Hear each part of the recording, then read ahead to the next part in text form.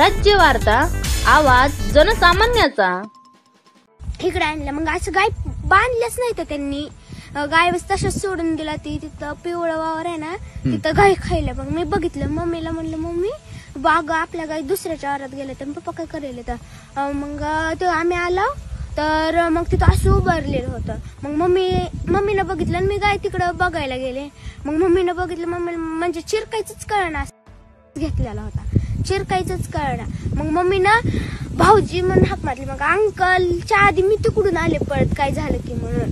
मग अंकल आलं, मग मम्मीला एकट्याला उचलनाच गेलं, म्हणजे असं वर मुंडकं करायला उचलना गेलं। मग अंकलनी ती उचललं आणि आजोबांनी आडकी त्यानं ती दाव कापलं।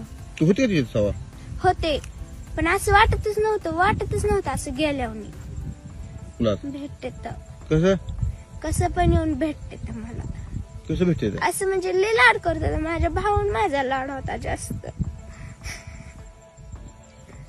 पप्पा काय म्हणायचं तुला? काय नको, नुसतं पोलीस होऊन दाखव म्हणायचे मला। पप्पा तुझे गेले तर काय फिशकम गेले पप्पा तुझे? कर्ज होतं 15-15 मिनिटाला फोन असायचा सारखं। अर्धा तास आम्हाला अर्धा दीड तास बसून दाखवल्याला त्यांनी किती फोन येत असं म्हणजे दमच नव्हता। सकाळी उठलं फोनच, एकदा फोन डबल घेतला। असं रडायचं पण म्हणजे असं आम्ही रानात आलो की सुट्टी दिवशी ती रडायचं गळा धरून मम्मीच्या बी माझ्या बी रडायचं। मग त्यांना सांगा म्हणायचं कोणाचा फोन येतय काय होतंय तर सांगत नव्हतं, गप्प बसायचं असं म्हणजे सहन करायची ही होती त्यांच्याकडे। मग त्यांनी सहन केलं असं केलं। काय वाटतं पप्पा गेले तुला?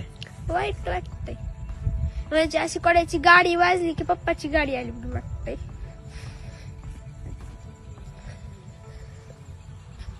पप्पा स्वप्न पूर्ण करणार का तू? हो। सरकारकडून काय मागणी आहे तुझी? जसं माझे पप्पा गेले तसं कोणाची जाऊ नये हीच आहे। नुकसान शेतात झालं तुमच्या?